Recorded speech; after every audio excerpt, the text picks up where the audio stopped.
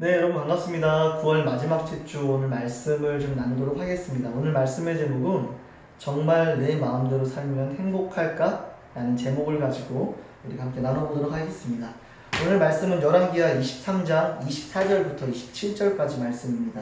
열왕기하 23장 24절부터 27절까지 제가 읽도록 하겠습니다. 요시야는 대제사장 힐기야가 주님의 성전에서 발견한 책에 기록된 율법의 말씀을 지키려고 유다 땅과 예루살렘에서 신접한 자와 박수와 드라빔과 우상과 모든 혐오스러운 것들을 눈에 보이는 대로 다 없애버렸다. 이와 같이 마음을 다 기울이고 생명을 다하고 힘을 다 기울여 모세의 율법을 지키며 주님께로 돌이킨 왕은 이전에도 없었고 그 뒤로도 다시 나타나지 않았다. 그러나 주님께서는 유다에게 쏟으시려던 그 불타는 진노를 거두어 들이시지는 않으셨다. 므낫세가 주님을 너무나도 경노하시게 하였기 때문이다. 그래서 주님께서는 이렇게 말씀하셨다. 이스라엘을 내가 외면하였듯이 유다도 내가 외면할 것이요 내가 선택한 도성 예루살렘과 나의 이름을 두겠다라고 말한 그 성전조차도 내가 버리겠다.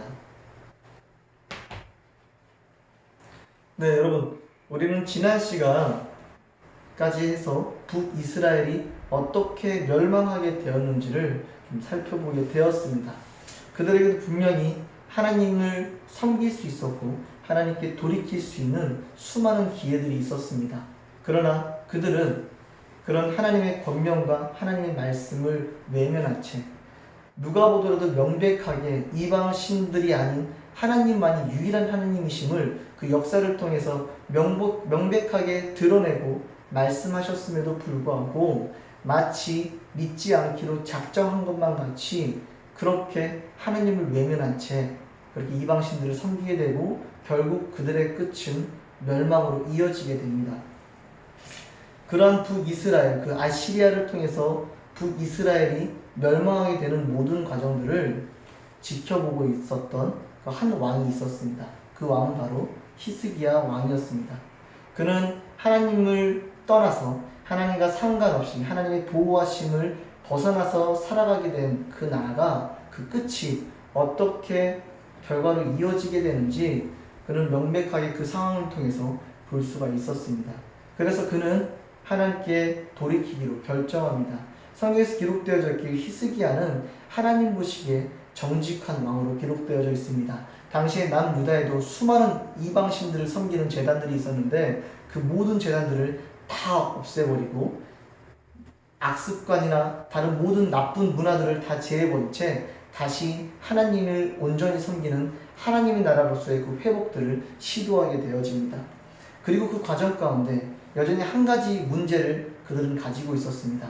북이스라엘을 멸망시켰던 그 아시리아는 계속적으로 남쪽으로 내려오게 되고 남유다까지도 쳐들어오게 됩니다.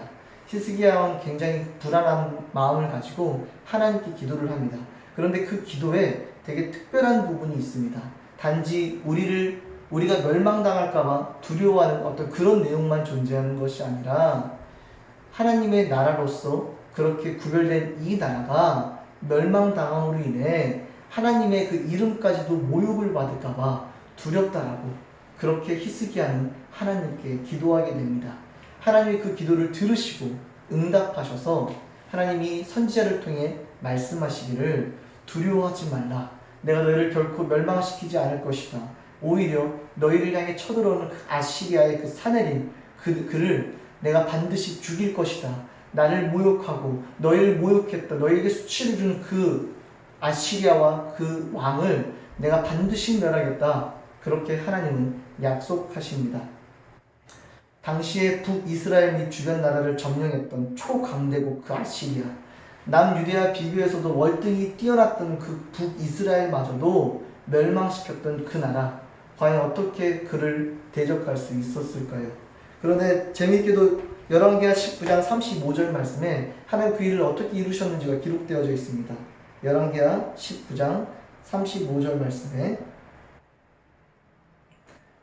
그날 밤에 주님의 천사가 나아가서 아시리아 군의 진영에서 18만 5천 명을 쳐 죽였다. 다음날 아침이 밝았을 때 그들은 모두 죽음으로 발견되었다. 오직 하나님만이 하실 수 있는 그 방법들로 그 모든 나라들이, 그 주변에 있는 모든 나라들이 벌벌 떨며 도저히 이길 수 없다라고 두려워하던 그 대상, 그 아시리아를 하나님은 너무나 가볍게 간단하게 그 천사를 보내셔서 그들을 멸망시켜 버리십니다. 이 상황들을 통해, 이 사건들을 통해 히스기야는, 그리고 그 땅에 있는 그 민족들은, 그리고 주변에 있는 모든 나라들은 하나님이 어떤 분이신지를 분명하게 알게 됩니다.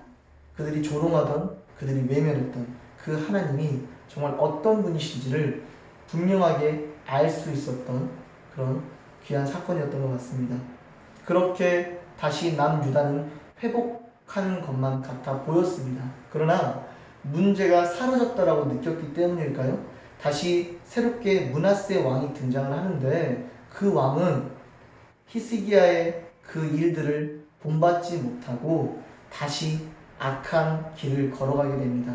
이방 신들을 섬기기 시작하는데 성경에서 뭐라고 기록되어져 있냐면 오히려 므낫세는 주님께서 이스라엘 자손의 면전에서 멸망시키신 그 이방 민족들보다 더 악한 일을 하도록 백성을 인도하였다 라고 기록되어져 있습니다.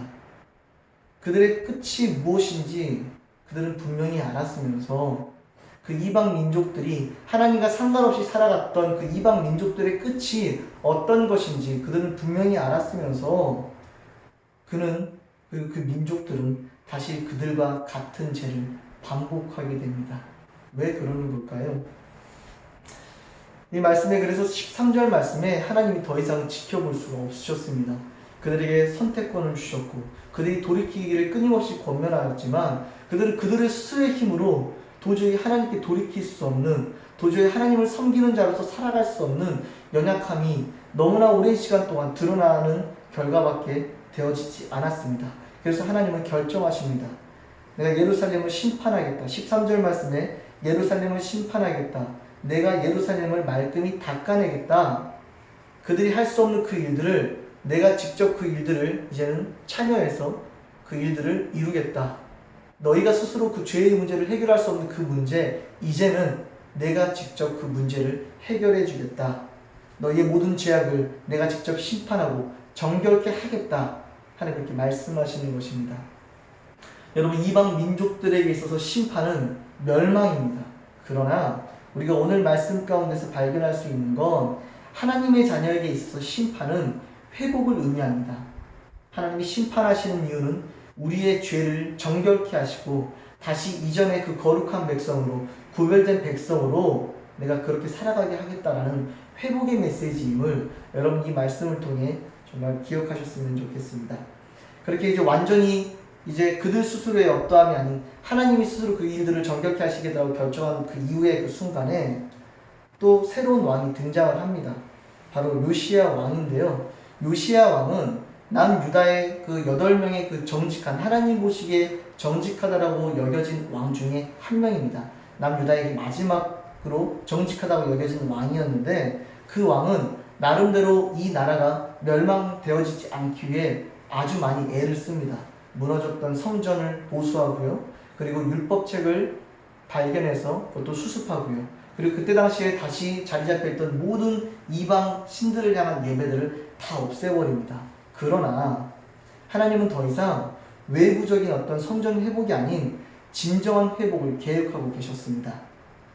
단지 겉보기에 괜찮아 보이고 뭔가 깨끗해 보이고 이런 문제가 아니라 그 본질적으로 도저히 하나님께 돌아설 수 없는, 도저히 하나님을 예배할 수 없고 도저히 하나님만 섬길 수 없는 그 죄의 문제를 안고 있는 그 백성들의 그 본질적인 문제를 이제는 회복하겠다라고 결정하셨고, 그래서 하나님은 말씀 가운데 요시야 시대에 내가 성전조차 버리겠다, 그 요시야의 그 이방 예배를 다 무너뜨리고 정말 마치 회복되어지는 것만 같은 그런 모습을 보였지만, 그러나 므낫세의 그 시대 가운데 그들의 악함을 내가 보았고 도저히 이런 식으로 반복되어지는 문제가 너희들에게 좋은 영향을 주지 못한다는 걸 내가 알았기에 이제는 너희의 본질적인 문제를 내가 정말 해결하겠다, 이 죄의 문제를 해결하겠다, 하나님 그렇게 선언하시는 것입니다.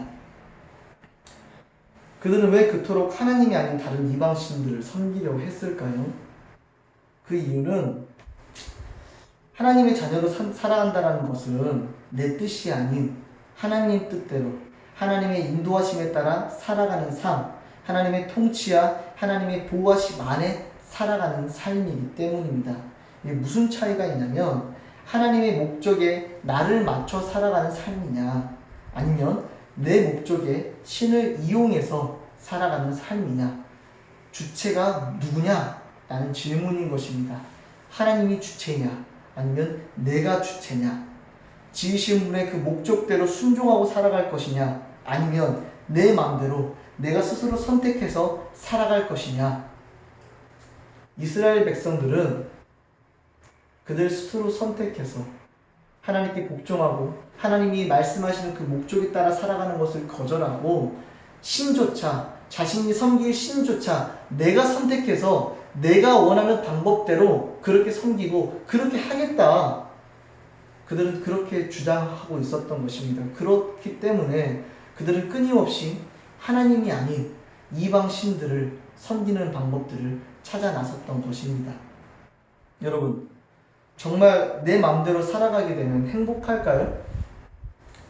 성경은 그렇게 원하는 대로 하나님을 떠나 세상 속에 살아가게 되는 그들의 진짜 현실의 삶이 무엇인지를 분명하게 기록하고 있습니다.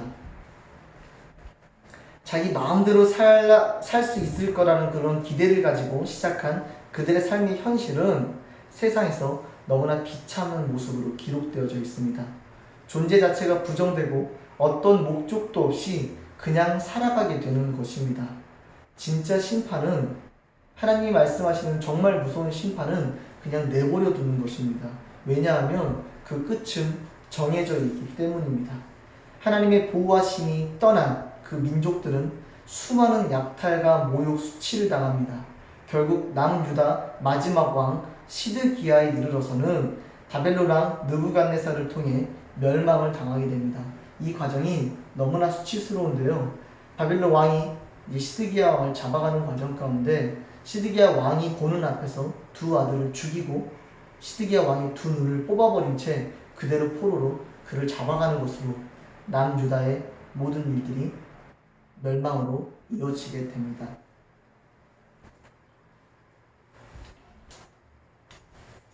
성경은 그렇게 하나님을 떠나 살아가게 된 그들 마음대로 선택하고 마음대로 자유롭게 살 수 있을 거다라고 생각한 그들의 결정이 얼마나 비참하고 얼마나 수치스럽고 모욕적인 삶을 살아갈 수밖에 없게 되어지는지 성경은 계속적으로 기록하고 있습니다.